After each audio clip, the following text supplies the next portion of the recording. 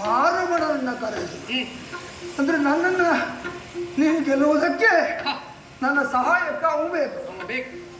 ಅವನು ಬರದೇ ಇದ್ರೆ ನೀನು ಗೆದ್ದು ಬಿಡ್ತೀಯ. ಯುದ್ಧ ಮಾಡುವುದೇ ಅಪ್ಪನ ಕರೆಸುವುದಿಲ್ಲ. ಈ ಹುಡುಗರ ಮಕ್ಕಳಿಗೆ ಏನಾಗಿದೆ ಅಂತ ನೀನು ಅಂತಲ್ಲ, ಅನೇಕ ಹುಡುಗರಿಗೆ ಅರ್ಜುನನ್ನು ನೋಡಿದಾಗ ಒಂದು ಹೊಸ ಉತ್ಸಾಹ, ಹೋಗಿ ತಾಗಬೇಕು, ಗೆಲ್ಲಬೇಕು.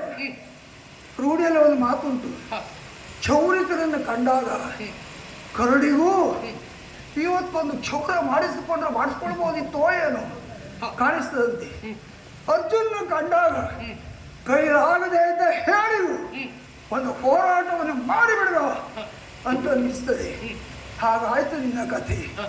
ಇಲ್ಲದೆ ಇದ್ರೆ ಇಂಥ ಒಂದು ವಿಡಂಬನೆಯ ಮಾತು ಏನ, ಹನುಮಂತನ ಎದುರಿನಲ್ಲಿ ಹಾರುಗಪ್ಪೆ ಎಷ್ಟತ್ರ ಹಾರ್ತದೆ, ಹನುಮಂತ ಎಷ್ಟು ದೂರ ಹಾರ್ತಾನೆ, ಅಲ್ಲಲ್ಲಿಯೇ ಹಾರಿ ಬೀಳಬೇಕು ಕಪ್ಪೆ.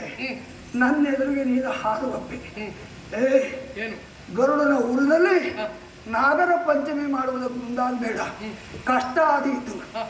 ನಿನ್ನನ್ನು ಗೆಲ್ಲುವುದಕ್ಕೆ ಹೊರೆಯಾತಕ್ಕೆ ನಾನೇ ಸಾಕಾಗ್ತೇನೆ.